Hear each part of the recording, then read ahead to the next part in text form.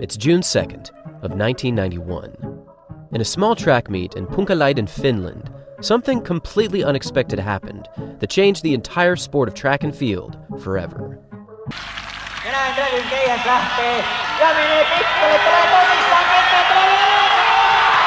In the men's javelin, Seppo Räty stepped to the track for one of the most unbelievable athletic moments to ever occur. With an amazing distance achieved of 96.96 meters, Räty obliterated the previous world record that was set just 1 month earlier, and coincidentally, this throw was also achieved by Räty himself, as he threw the javelin a distance of 91.98 meters in a small track meet in Japan.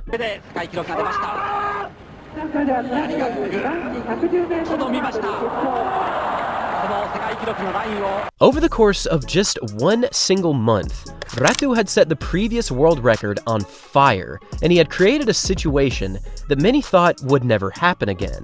But against all odds and against all throwing possibilities, Räty put the sport of track and field in a very difficult position. You see, just 7 years before this throw, the javelin was actually in the exact same position, given the fact that Uwe Hohn from East Germany set a historic world record of 104.80 meters.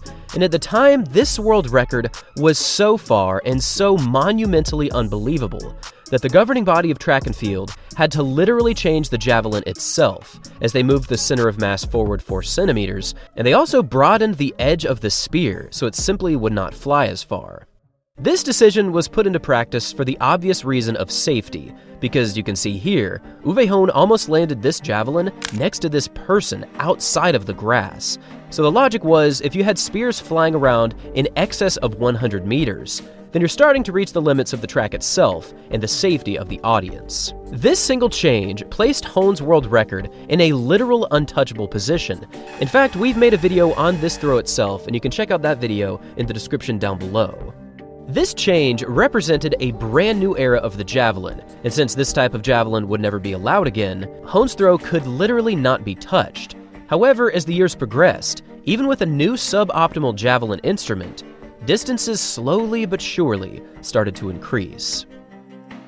From 1986 through the year 1990, the world record improved from 85.74 meters up to a distance of 89.66, and this was still a fairly safe distance achieved, as it was still more than 10 meters behind the previous world record of Uwe Hohn. However, starting in the year 1990, the 90-meter barrier would officially be breached, and this was by none other than Steve Backley of Great Britain, one of the greatest javelin throwers of all time. Fourth round attempt, already very close to the world record, stays behind the line, it goes high again, huge is up, it's there, a tremendous throw, a new world record, the first ever 90-meter throw with the new javelin for Steve Backley. With a throw of 90.98 meters, Backley improved on the previous mark of none other than Jan Železný by more than 1 entire meter, and this was still a safe distance, given the fact that it was still more than 14 meters behind Uwe Hohn. However, we then saw the arrival of Seppo Räty, nicknamed the Bear of Tomaharvi, and with this throw in 1991, he more than earned this legendary nickname. This throw of 96.96 meters again put the IAAF in a difficult crossroads for the javelin. However, given the rapid world record progression over the previous 12 months, they really had no choice but to once again change the javelin. Now, what made this javelin instrument different from the previous installment was obviously the center of mass change and the broadened tip, but the final change made was outlawing any javelins with serrated tails, which was installed a few years after Uwe Hohn's record in order to increase tail drag. And this would actually increase the distance traveled, as the javelin tip wouldn't dip as quick, leaving the javelin in the air longer. The science and history of the javelin and the changes that it has seen is quite fascinating, as various designers over the years began adding dimples, holes, and this serrated edge to increase distance.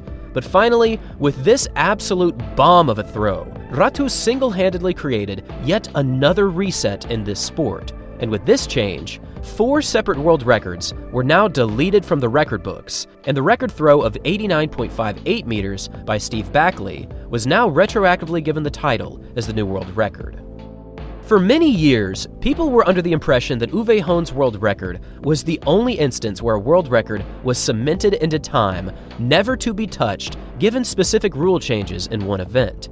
However, that is far from the truth, because Ratu's throw in '91 was equally, if not more, historic, because just 2 months after this throw, the governing body quickly put new javelins into practice. However, for Uwe Hohn, it actually took 2 more years to officially change the rules. And I think this makes Ratu's throw a complete game changer in the sport of track and field, given the fact that there was much more urgency in compared to the previous change.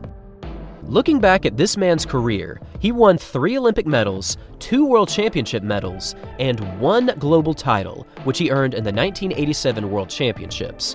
And believe me when I say that this 1 World Championship gold just might be the single most dramatic win in javelin history.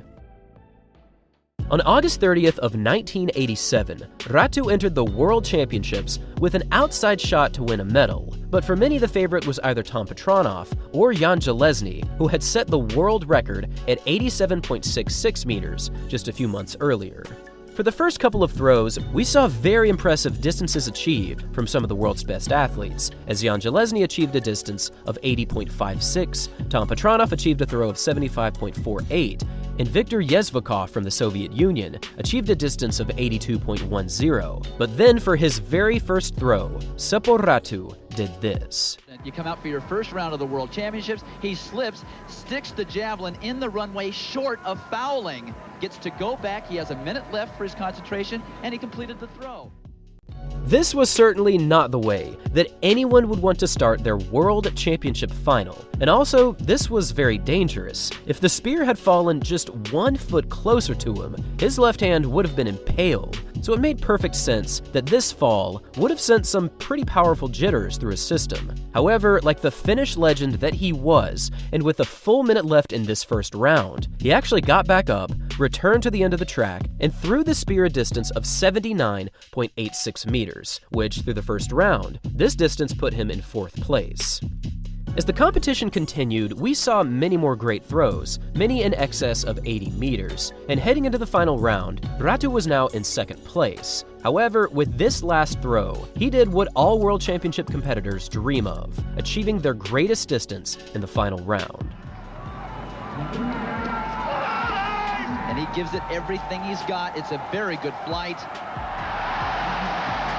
And you can hear from the crowd, Seppo Ratu, on the final throw of the competition, has moved back into the lead, 274 feet. With a final round effort of 83.54 meters, Ratu achieved his longest throw of the 1987 season, and he also earned his very first world title against many of the world's best. The story of Ratu is quite frankly unbelievable. After a pretty rocky start to his career, with throws barely exceeding 80 meters with the old spear, he started improving distances faster than almost anyone else in history. And with 3 Olympic medals and 2 World Championship medals to his name, this is easily one of the most consistent javelin throwers of all time. But, in my personal opinion, this world record in 1991 of 96.96 meters speaks volumes about just how much of a legend this man was. Despite the governing body changing the rules and literally forcing the athletes to compete with an inferior product, Ratu proved that limits can be tested under any circumstance. And even though many record books won't talk about this mark, it is still one of the all-time greatest stories in sporting history.